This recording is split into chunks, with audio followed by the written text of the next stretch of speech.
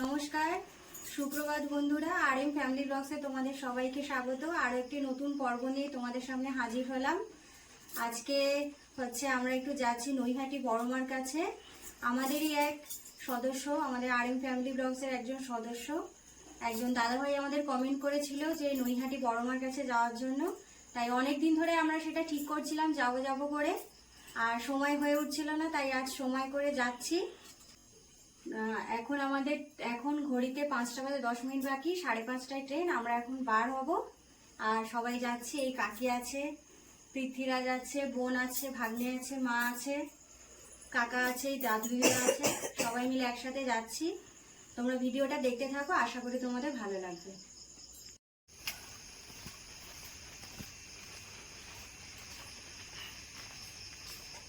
এখন সবে ভোরের আলো ফুটছে, চারিদিক এখন নিস্তব্ধ। আর আমরা এখন টোটোর জন্য এখানে অপেক্ষা করছিলাম। আর দেখো ভোরবেলার প্রকৃতিটা কত সুন্দর, তাই না? চারিদিক নিস্তব্ধ হওয়ায় কত সুন্দর লাগছে দেখতে।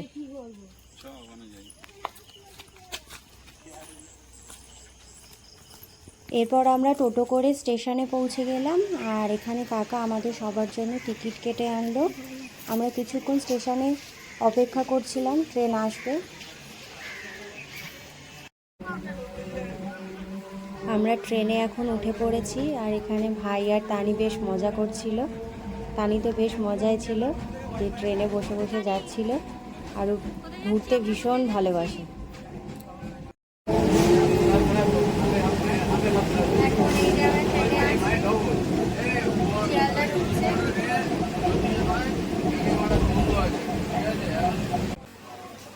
আমরা শিয়ালদাতে নেমে পড়েছিলাম 6:45 নাগাদ। আর এদিকে তোমাদের দাদা ভাই তো আগে আগে হাঁটছে, আমি তো জোরে হাঁটতে পারছিলাম না যেহেতু শাড়ি পরেছিলাম। এখন আমরা সাউথ সেকশন থেকে নর্থের দিকে যাচ্ছি। এবার নৈহাটি যাওয়ার জন্য ট্রেন ধরবো।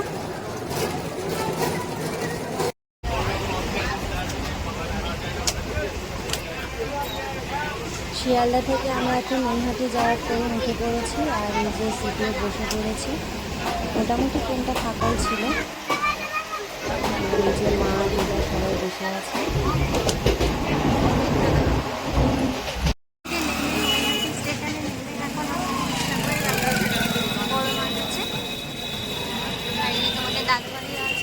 পিছনে রিক্সাতে মাওলা সব কাকিরা আছে।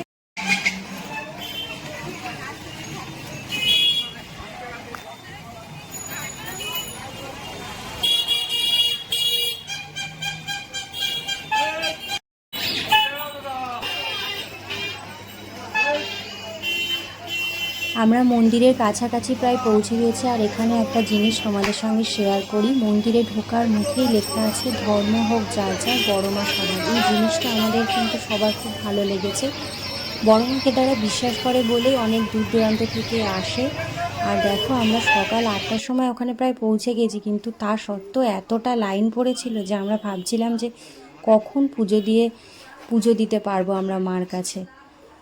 আর এদিকে আমরা তো লাইনে দাঁড়িয়েছিলাম। আর তোমাদের দাদা ভাই কাকা গঙ্গার ঘাটে গেছিলো, তো গঙ্গার ঘাটের কিছু দৃশ্য তোমাদের সঙ্গে শেয়ার করছে। এরপর কিছুদিন আগেই তোমরা জানো গণেশ পুজো গেছে, তাই গঙ্গার ঘাটের পাশে কি সুন্দর একটা গণেশ ঠাকুর ওখানে। দেখো কত মিষ্টি দেখতে লাগছে, তোমরাও দেখো।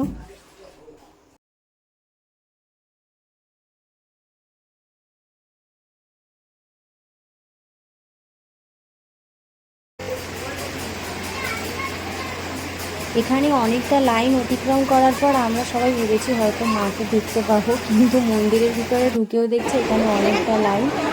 এবার আমরা আস্তে আস্তে লাইন দিয়ে মায়ের কাছে ঢুকছি।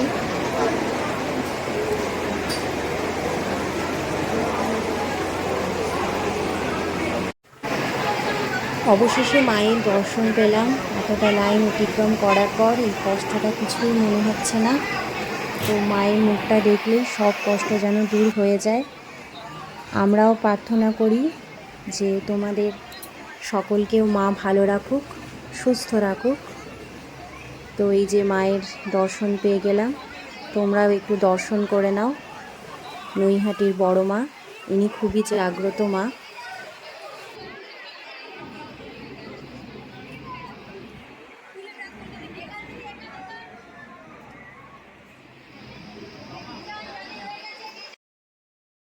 অবশেষে আমরা মন্দির থেকে পুজো দিয়ে বাইরে বার হয়েছি, আর এই মন্দিরের সামনেটা তোমাদের সঙ্গে শেয়ার করছি।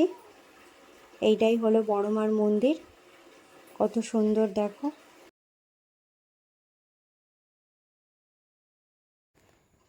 পুজো দিয়ে এখানে আমরা এবার নৈহাটি স্টেশনের দিকে রওনা দিচ্ছি। ট্রেন তাড়াতাড়ি ছিল বলে আমরা তাড়াতাড়ি করে যাচ্ছিলাম। আর এদিকে ট্রেনেও উঠে পড়েছি, ট্রেন ছেড়ে দিয়েছে। আর এই সেই নৈহাটি জংশন। তোমরা যারা যারা আসতে চাও তারা বড়মার কাছে এসো, এই নৈহাটি জংশনে একবার ঘুরে এসো। আশা করি তোমাদের সবার ভালো লাগবে। নৈহাটি থেকে তো আমাদের ট্রেন এখন ছেড়ে দিয়েছে শিয়ালদার পথে। আর তোমরা দেখেছিলে তারাপীঠের ভিডিওতে একজন তারাপীঠ যাওয়ার সময় এক বাউল শিল্পী ট্রেনের মধ্যে গান গাইছিলেন। আর এখানে নৈহাটি থেকে শিয়ালদা যাওয়ার সময় একজন দাদাভাই ট্রেনের মধ্যে কত সুন্দর গান গায়। বড়মার কাছে পুজো দিয়ে তো আমরা বাড়ি চলে আসলাম। আর রাস্তায় আস্তে আস্তে এত জোরে বৃষ্টি নেমেছে, আমরা প্রায় সবাই ভিজেই গেছি, ছাতাতেও বৃষ্টি নামেনি। এই যে নিয়ে এসেছি আমরা ওখান থেকে, অনেক দিনের ইচ্ছা আজ পূর্ণ হলো। অনেক দিন ধরে আমরা প্ল্যান করছিলাম যাবো করে, আর হচ্ছিল না, সবার সময় হচ্ছিল না। শুনেছি বড়মা সবার মনের ইচ্ছে পূরণ করে। তো RM ফ্যামিলি ব্লগসের তরফ থেকে আমাদের সকল বন্ধুদের জানাই যে বড়মা তোমাদের সকলকে মঙ্গল করুক, সুস্থ রাখুক, ভালো রাখুক, এই কামনা করি সবার কাছে। আজকের ভিডিওটা এই পর্যন্তই রাখছি। ভালো লাগলে অবশ্যই লাইক, শেয়ার আর সাবস্ক্রাইব করে আমাদের পাশে থেকো। জয় বড়মার জয়।